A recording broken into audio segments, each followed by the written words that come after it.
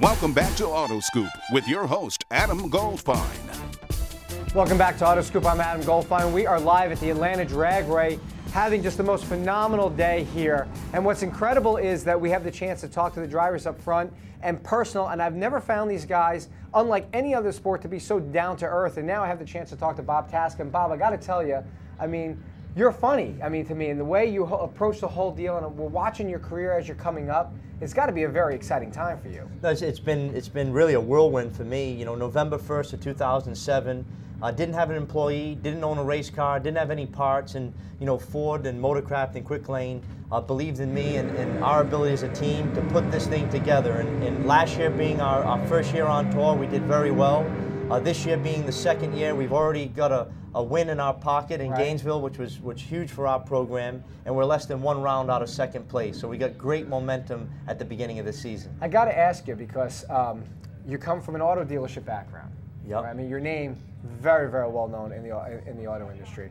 I actually come from an auto dealership background as well, and that's what makes it so interesting. That's why I'm like, all right, so how did this guy get, you know, why aren't you, you know, the general manager of a dealership, or why aren't you, you know, working in the parts department, or, you know, what happened? How do you get from the life into drag racing? Well, it's a great question. You know, for me, my grandfather was pioneered drag racing back in the 60s.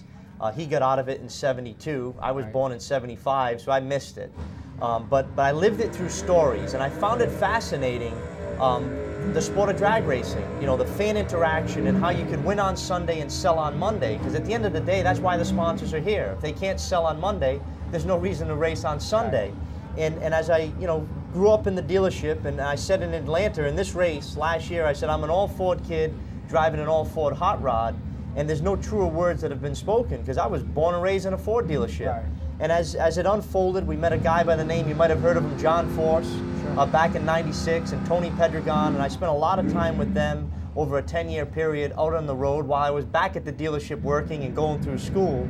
You know, and the timing just came right for us. So you were kind of doing it together. I was kind of doing it together, and in 2006 and 7, I raced an alcohol funny car, which is the junior class of the car that I'm driving now, and did very, very well. Did it give you the bug? And well, it gave me the bug, and it gave Ford the idea, hey, this kid can drive a race car, because you can't fake it. You know, you can't come to work every day and say, well, I'm going to just try to slide it down the racetrack.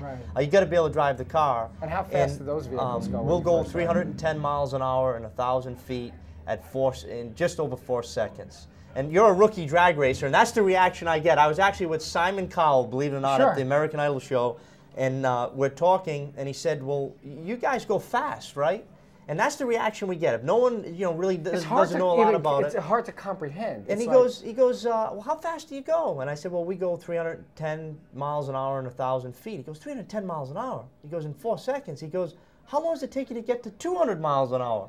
And I told him, I said, we'll go to 100 miles an hour in 0.8 of a second. So in less than 1 second. 100 miles an hour. 100 miles an hour. We'll run half track. Half track at 267 miles an hour in just over 3 seconds. And his reaction was priceless. He says, it's impossible. He said, it can't happen. And I said, Simon, you got to come out to a race. Check us out.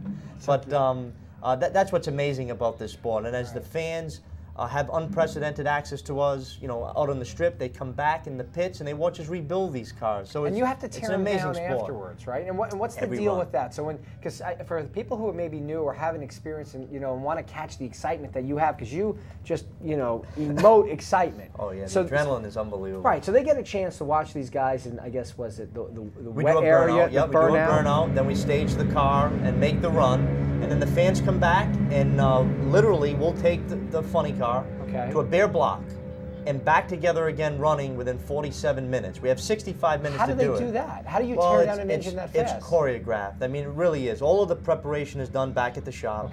We have engine parts, superchargers, everything pre-done. And when the cars come back, we have 8 guys, and it is a thing of beauty to watch these guys work in harmony. Everyone knows what everyone's supposed to do.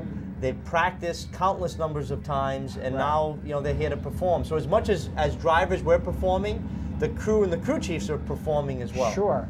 If you were to kind of think about the things that make the difference between a winning, you know, now that you've had a year under your belt, and you're kind of saying, all right, what's most important or top of mind for you as you're going out, let's say, to race day? Well, I put it this way. There's 1,000 things that have to go right to win one has to go wrong to lose. And for us, and as an example, last weekend in Vegas, we ran Cruz Predragon, world champ, and you know you got to be perfect. And I did a great job on the starting line. Crew chief made a great call with the tune-up. We were leading, and the parachute came out at 2.3 seconds. It was a malfunction on one of the cables, so and we lost the race. So, I mean, you go back and we've implemented changes, but to win one of these races, you have to be perfect. Right. I mean, we're winning and losing races by hundredths of a second at over 300 miles an hour. I mean, people have a hard time, you know, even trying to pencil that. So, you know, in 1,000 feet, you're getting to 300 miles an hour, and then your chute is supposed to deploy when you get to the end of the quarter mile. We have a button and a manual lever to deploy the parachute, and that's probably one of the greatest feelings you feel in the car, because you know you made it out the other end. I mean, at 300 miles an hour, and you look out the window, and the guys next to you going 300, it's all relative. It's like you're on the highway. But stopping is when you really start to realize the magnitude of just how fast you're going. How long does it take you to stop? If the chutes come out, we can stop real fast. If the parachutes don't come out, you know, at a racetrack like Atlanta, we can stop. But there's tracks on the circuit that we can't stop if the chutes don't deploy. And you would just go into what, the wall? Into the sand. We got a beach down there. You never want to go to the beach at a drag race. There you go. It's like the planes at the end of the runway, right? That's that right. Sort of thing. One quick question: when you're done with the race and you know the time is over and you guys are packed up and you get on the road and the highway, if you had a tip for, let's say, the kids out there wanting to get in it, what would you give them? The tip for the kids out there is go to school. Go to school, get an education, get a marketing degree, because you know, a lot of people can drive a race car, but the funding that is required to drive one of these cars has to come from corporate America, and you have to put a program together that can give them a return on investment, and we're fortunate to give Motorcraft, Quick Lane, and Ford a great return on their investment. We're talking with Bob Tasca. Bob, thanks so much. We're Great excited to watch you race. We'll be back with more AutoScoop.